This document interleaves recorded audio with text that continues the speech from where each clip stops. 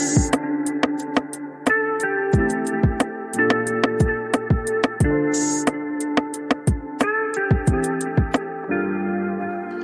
are listening to the Derek Asante podcast, the show that brings you insightful conversations about everyday topics.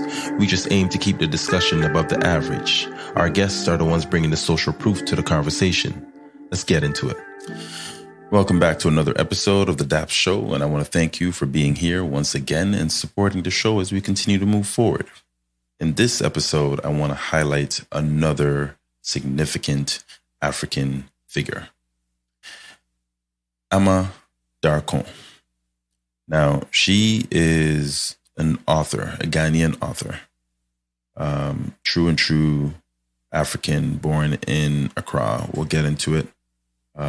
And her work is what I really want to spend some time on and share some insight as well as shed some light on the great work that she's been doing over the years that's still having an impact on societies across the globe today.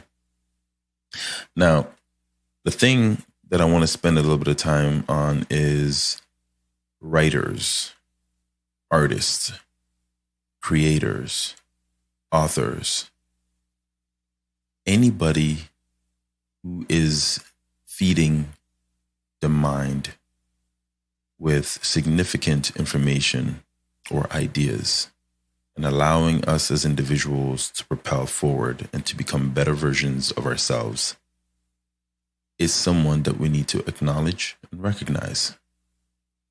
Amma is one of those people. Now, if you're listening to this, I know you are probably one of these people who should be recognized. Now, in this episode, I want to kind of give you a snapshot of who Amma is, what her work means, and allow you the opportunity to kind of go and do your own research and learn a little bit more about her, maybe pick up some of her books and dive deeper into what it is that she represents and why I felt the need to highlight her today. Now, she is a country folk of mine, so that's one reason. She's someone in an industry that I also find myself in, which is writing. So that's another reason. And the things that she writes about is things that I'm also interested in. And so that is the third reason. So I figured, hey, she checks all three boxes for me. She's somebody that I need to talk about and I should talk about. And so I hope you appreciate what I'm about to share with you. It's just a snapshot. Again, it'll be a short episode and hang in there. And I hope you appreciate it. And I hope it brings you some insight as we try to do over here on this show. So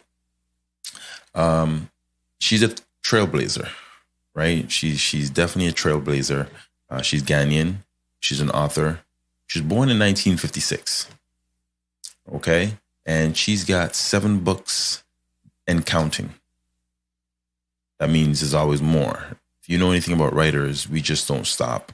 The ideas keep flowing. It's just a matter of, do we have enough time to complete them and get them to you so you can have access to it and enjoy the stories that we have to share as well. Now, she is a filmmaker who is renowned for her groundbreaking work in African literature. So not only is she a writer, but she's also in film, right? She's a creative in that space as well. Her writing is known for its exploitation, right? She explores a lot of the complex social and political issues in the African diaspora, the African continent, and for its commitment to advancing the causes of women's rights and empowerment across the globe, not just in Africa. Okay? She focuses on women's rights and ways in which she can empower women through her stories and the characters that she brings to life that we can enjoy and appreciate. Sometimes, obviously, when you read a great novel, you see a bit of yourself in these characters. That's why you root so hard for them, right? Amma Darko was born in Accra, Ghana, and she grew up in a time of obviously significant social and political change in her country. Now, I'm stressing that because you have to recognize she was born in 1956. So put some perspective in place and you'll understand why this is important, right? She was exposed to a wide range of cultural influences, as we all are when you're from the continent, the motherland, right? Growing up back home, that's what it was.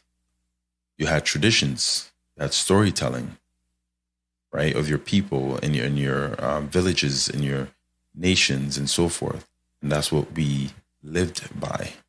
Those traditions and the storytelling enriched our spirits and our souls, allowed us to become the wonderful people that we are. Okay? And so she was exposed to a lot of those storytelling traditions of her people and contemporary movements for social and political reform. And that's just what it is that she's been exposed to. And she was particularly interested in the ways in which these movements intersected, right, with the experiences of women. And she dedicated her time and her life to exploring these themes throughout her writing and her film work. So in her books, you'll find a lot of these stories and experiences that she, was exposed to is being presented through the characters, right, that she's sharing with you across her pages or in the films. Her novels illustrate everyday life in Ghana. Rightfully so. That's what you know, right? Until you travel and you see more of the world, this is what you're going to write about. She also paints clear pictures of the exploitation of women through her work. Her first novel, Beyond the Horizon, was originally published in Germany. Her most recent novels, Faceless and Not Without Flowers, were published in Ghana. She also wrote The Housemaid. Amma Darko's writing is known for its powerful and thought-provoking themes, as well as its innovative storytelling techniques that she uses.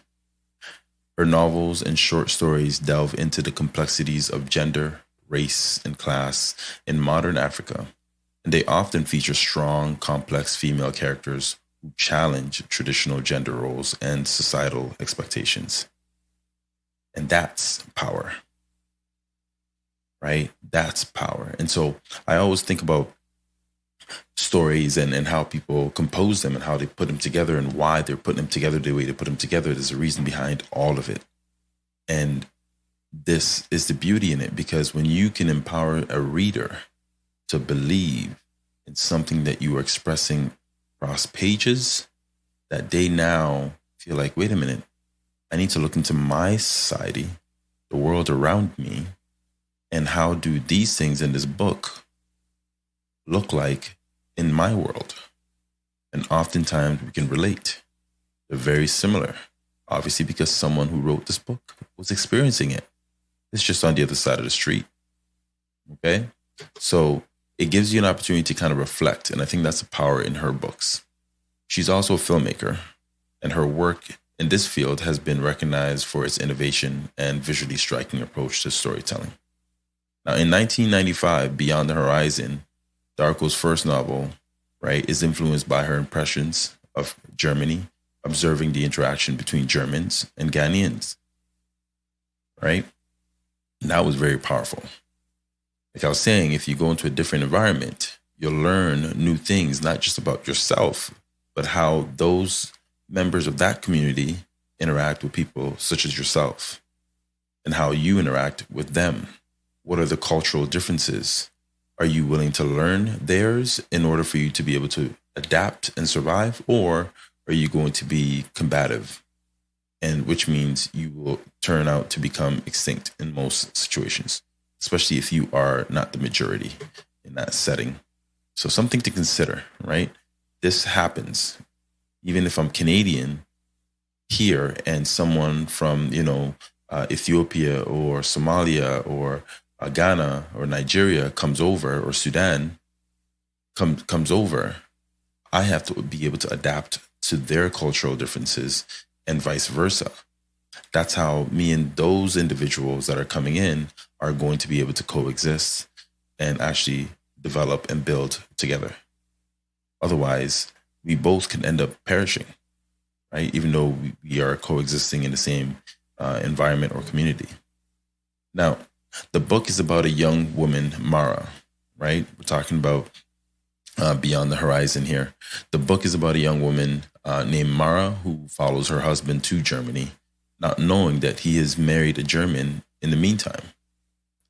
Now, this is something that I've noticed even in my immediate family members and friends that I'm familiar with their families, that a lot of people from my community and even other communities from Africa do this, where they come abroad and the plan is to establish themselves here so they can bring their family from back home over.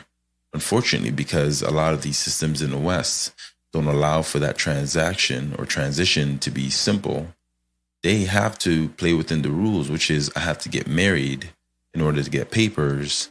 And once they get the papers, that's when they can bring over family members. But those family members back home often don't know that they have to get married sometimes in order for that to happen. Right? And so that creates a new set of conflicts, a new set of problems, and therefore, families fall apart and things get a little bit, salty. So this is Mara's experience here, but I can definitely relate to it because I've seen it. I've witnessed it, right, with people that my family were close to in the past.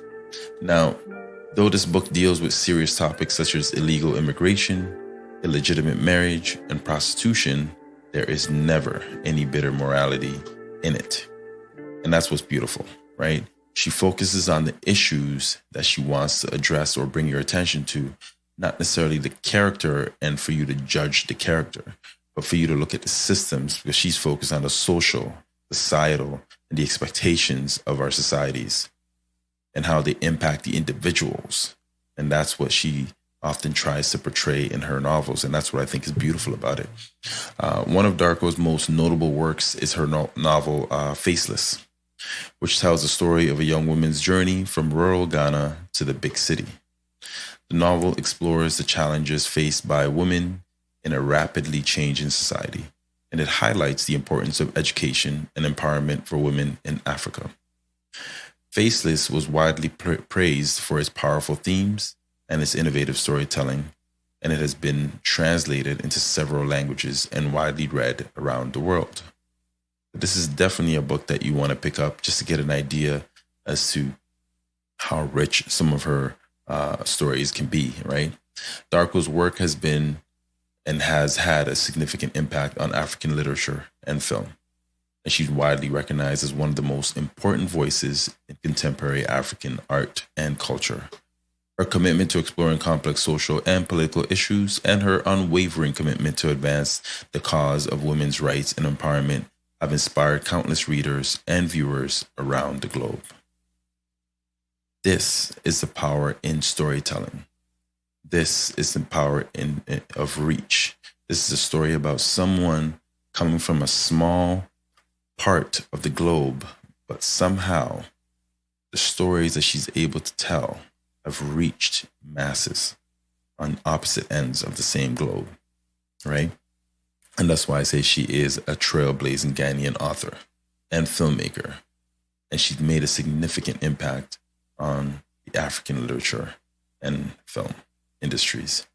She's truly an inspiring figure, and her work continues to inspire and challenge readers and viewers around the world.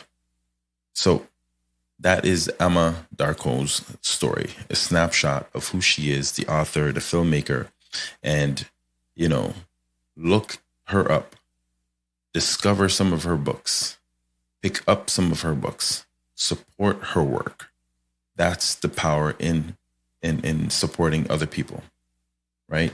You learn a lot more about yourself in that process, not just about what it is that you're going to spend money on, but why are you spending money on this? Why are you supporting this person? Why am I telling you to go and look her up?